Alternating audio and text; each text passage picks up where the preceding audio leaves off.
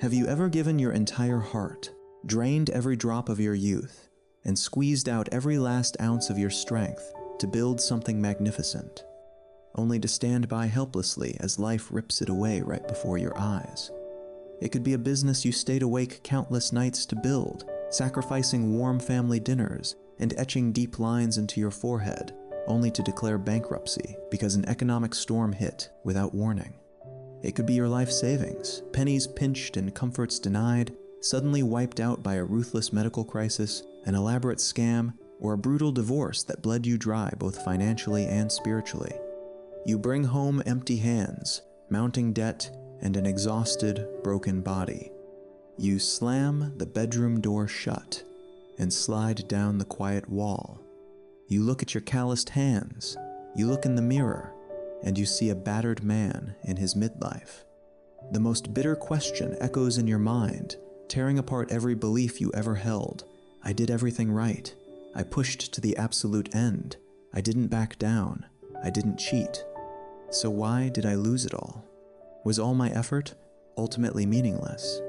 Welcome back. Today, we aren't going to talk about hollow success formulas or superficial words of encouragement. We are going to descend into the very abyss of loss. We are going to confront the most agonizing question a man faces when standing before total collapse. We are going to decode one of the most magnificent, tragic symbols in American literature.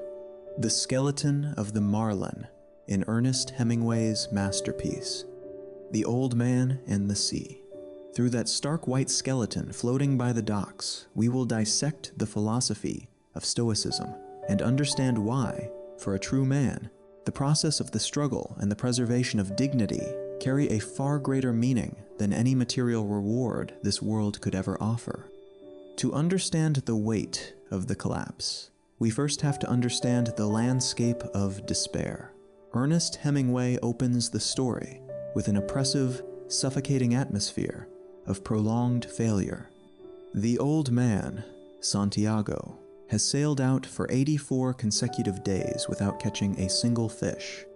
84 days of hauling his gear to the sea in the pitch black, only to return at sunset with an empty skiff. His patched sail is described as looking like the flag of permanent defeat. In his twilight years, when he should be resting and enjoying the fruits of his labor, Santiago is facing absolute poverty. The people in the fishing village begin to look at him with a mix of pity and avoidance. The parents of Marlin, the only apprentice boy who still believes in him, force the boy to move to a luckier boat. They call Santiago Salao, the worst kind of unlucky, a man cursed and rejected by the ocean and by fate itself. Do you see the shadow of yourself, or the men around you, in that image? The society we live in is designed to solely worship those who bring the prize to shore. People don't care how far you rowed. They don't care how many nights you stayed awake, or how much blood and sweat you poured into the water. The only question this pragmatic world asks is, where is your result? What car do you drive? What is your title? How big is your house? When you cannot produce that material proof, the world slaps the label of failure on your forehead. You are isolated. You are left behind. And the silence of the people around you when they see your struggle is often sharper than 1,000 criticisms. But how does Santiago, the embodiment of the code hero philosophy that Hemingway revered, react to the quiet humiliation of fate? He doesn't complain. He doesn't weep or curse the unfairness of the ocean. He doesn't blame the weather or the other fishermen. On the morning of the 85th day, he quietly wakes up before dawn, drinks a sip of black coffee, hoists his mast onto his shoulder, and heads back out. But this time, he makes a life or death decision. He is going to row out into the deep water, beyond all boundaries of safety, far away from the familiar fishing grounds of the others. He decides to gamble his very life on one ultimate effort. That is the exact moment any man who hits rock bottom in his career or his life must face. The moment you realize that the old ways, the old comfort zones, will only keep you in the position of the Salao, you have to head for the deep water you have to accept extreme risk. And in the deepest part of the ocean, the greatest reward appears. The old man hooks a massive marlin, a creature longer than his own skiff, with magnificent purple-silver scales and a sword on its head as sharp as a divine weapon. That fish isn't just an animal.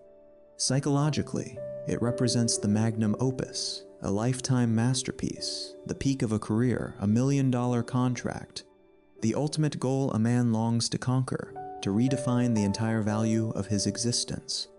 But glory never comes easily. The battle between the old man and the fish lasts for 3 days and 3 nights. This isn't a quick victory born of luck. It is a brutal torture of both body and mind. The fishing line cuts deep into his shoulders and slices his aging hands until they bleed. The glaring daytime sun scorches his skin, while the bone-chilling cold of the night makes his body shrivel. He is starving, dehydrated, hallucinating from exhaustion, and his left hand cramps into a rigid claw that looks like rigor mortis, but he refuses to let go of the line. During this agonizing struggle, a psychological miracle happens within Santiago. Instead of hating the fish that is dragging him to the edge of death, he begins to feel a profound, reverent respect for it. He calls it brother. He admires the creature's bravery, its strength, and its pride. He speaks to the fish. "I will kill you dead before this day ends. You are killing me, fish, but you have a right to. Never have I seen a greater or more beautiful or a calmer or more noble thing than you, brother." This is the absolute core of Stoicism. Amor Fati, the love of one's fate. The Stoic man does not hate adversity. He respects it. He understands that it is the greatest adversaries, the most brutal hardships, that forge his dignity.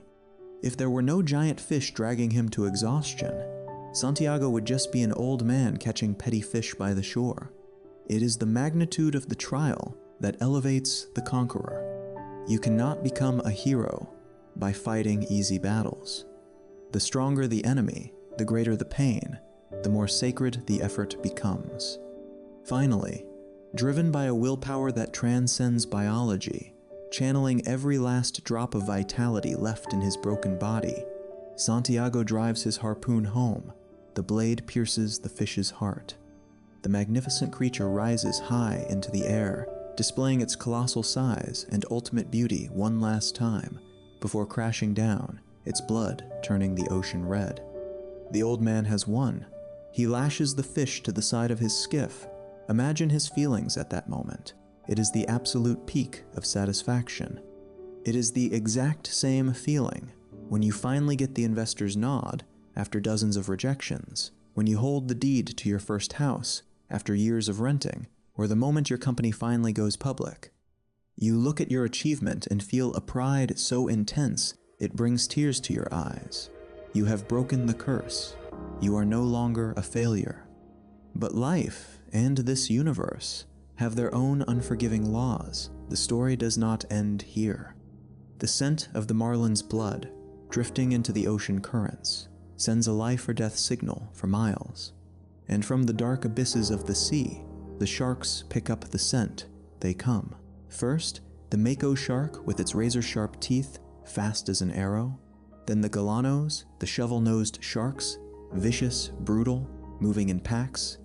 What do the sharks represent? They represent the tax of the universe. They are the impermanence of reality. In the life of a middle-aged man, the sharks wear many faces. They could be the IRS auditing your business. They could be ruthless competitors stealing your ideas. They could be the inflation that quietly devours the value of your savings. They could be a sudden, terminal illness.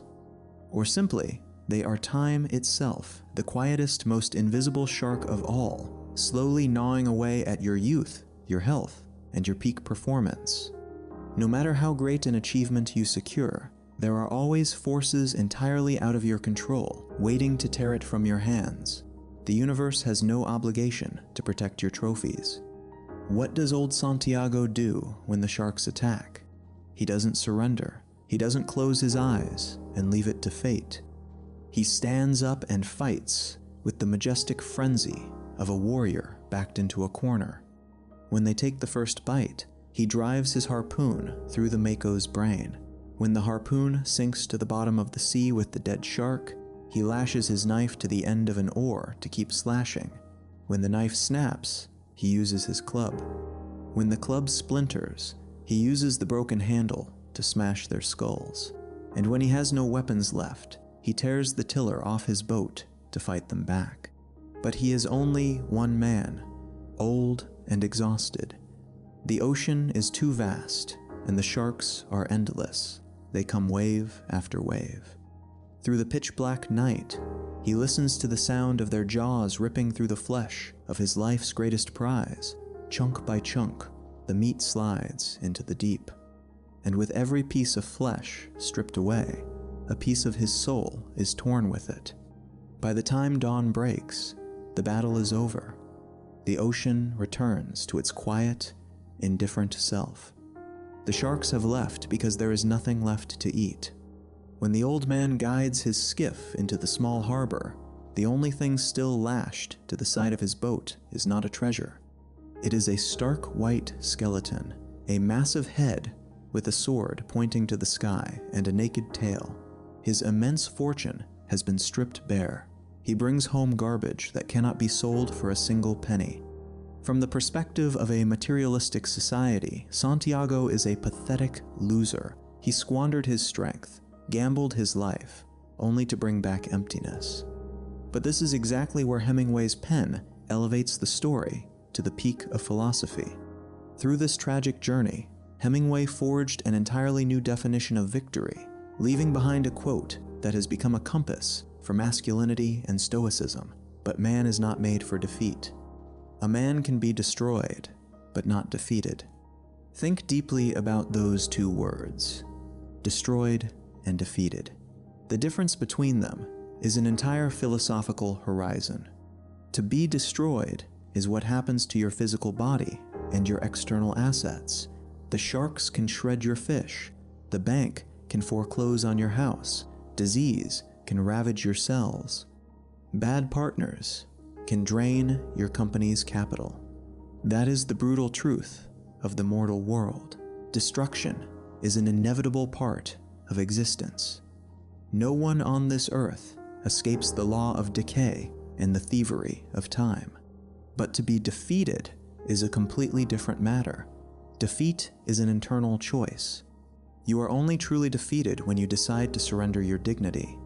You are defeated when you fall to your knees before adversity, when you let bitterness, hatred, and self-pity consume your soul. You are defeated when you say, "This world is too unfair, I will never try again," and you choose to live as a cynic, shifting the blame onto everyone else.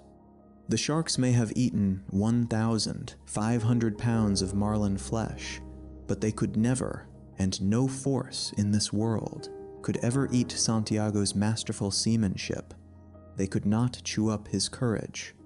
They could not digest the resilience and dignity in the way he stood tall, swinging a broken oar at their heads in the middle of a pitch-black storm.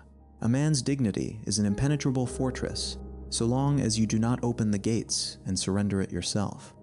The great Stoic philosopher Epictetus taught the dichotomy of control, the foundational principle for achieving freedom and peace of mind. He said, "Some things are in our control and others not. Things not in our control are body, property, reputation, command. Things in our control are opinion, pursuit, desire, aversion, and our own actions." When a man ties his self-worth to material results, to the balance in his account, the luxury car in his driveway, the applause or contempt of the crowd, he turns himself into a slave. He hands the key to his happiness and self-respect over to the sharks. He becomes incredibly fragile, because all of those things can be taken away overnight. But when he anchors his worth in the process, in how honestly and fiercely he worked, how bravely he faced the truth, how he refused to sell his soul when backed into a corner, how he fought with the highest level of devotion, then no one, and no catastrophe, can steal his pride. The process is his, eternal and complete. Therefore, that stark white skeleton floating by the docks is not a symbol of humiliation. It is an immortal monument. That massive 18-foot frame is the ultimate physical proof that the old man dared to sail further than anyone else. He dared to dream bigger than anyone else. He actually caught the greatest monster of the ocean. Even though the meat is gone, the skeleton remains, a majestic memorial to an extraordinary effort that cannot be denied. It tells the world, I fought, and I fought like a true man. The next morning, while the old man is still trapped in an exhausted sleep in his shack, tourists walking by the harbor see the giant skeleton drifting in the water. They point in amazement, ask the waiter what it is, and shake their heads in casual pity, completely failing to understand even a fraction of the epic tragedy behind it. To the indifferent crowd out there, they will always only see the result. They will judge you by where you stand, whether you have money, whether you succeeded or went bankrupt. They will have a million opinions and gossips. But the truth is, the crowd does not matter. The opinions of those who have never tasted the storm have no right to determine the value of a sailor. The most important, the most beautiful, and the most peaceful image of the entire novel lies in its final moment. While the outside world chatters about the fish skeleton, inside the shack, the old man is sleeping deeply. The boy, Manolin, sits by his side watching over him, looking at the old man's torn hands and crying out of absolute respect. And the old man, in the deep slumber of total exhaustion, is dreaming of lions playing on the beaches of Africa. Why lions? The lion is the ultimate symbol of strength, of primal pride, of a king who is never subjugated. In his twilight years, completely stripped of material wealth, his body battered and scarred, the old man's soul is not broken. It is calm, flying freely back to the greatest pride of his youth. He is sleeping a profoundly peaceful sleep. It is not the sleep of a man running from reality. It is the sleep of a warrior who knows that he poured every ounce of what he had into this life, holding nothing back, retreating from no challenge. He has zero regrets. His conscience is crystal clear. My friends, in this middle age, you will undoubtedly face your own packs of sharks. You may have poured your heart into a project, staying awake countless nights, only for a competitor to use dirty tricks to steal the contract at the last minute. You may have sacrificed the best years of your youth to make money for your family, only to receive apathy, coldness, and betrayal from the very people you loved. There will be days when you come home, open the door to a dark living room, exhausted, hollowed out, dragging behind you a bare fish skeleton, feeling utterly pathetic. You will want to cry. You will want to curse the unfairness of creation. In those moments, please remember the old man Santiago. Do not cry over the lost meat. Do not be furious with the sharks, because it is the instinct of a shark to bite and tear. The nature of this world is impermanence, brutal competition, and ruthless elimination. Crying and demanding that the world treat you fairly is just naive. Instead of resentment, look at your own bleeding hands. Look at the lines on your face in the mirror. To be proud that you dared to sail out. Be proud that in a world full of people who only stand safely on the shore, pointing fingers, living small, protected lives, you dared to go out there and face the storm. Be proud that you fought honorably, that you used every ounce of your strength to protect what you cherished. A man's dignity is never found in the shiny medals he wears on his chest, nor in the amount of money he leaves in his will. It is found in the scars he carries. It is found in the stoic grace with which he accepts the most devastating losses while keeping his soul perfectly calm. Your greatness is not defined by how much material wealth you drag back to shore, but by how you faced the fury of the ocean. The material can be stripped away, but your effort, your grit, and your character are what remain forever, forging the very core of your soul. When the day ends, when the doors close behind you, if you can look straight into the mirror and honestly say to yourself, "Today, I did everything I could, with all my honor, decency, and strength. I have no regrets," then you have won. You are no longer a victim of this world. You are a stoic warrior. You can drop your burdens, walk into your room, close your eyes, and sink into a deep sleep. And perhaps, in the absolute quiet of your soul, you too will see your own proud lions playing on a twilight beach. Thank you for staying until this very moment. Keep a tight grip on your oars, be proud of your scars, and live a life that cannot be defeated. Until next time.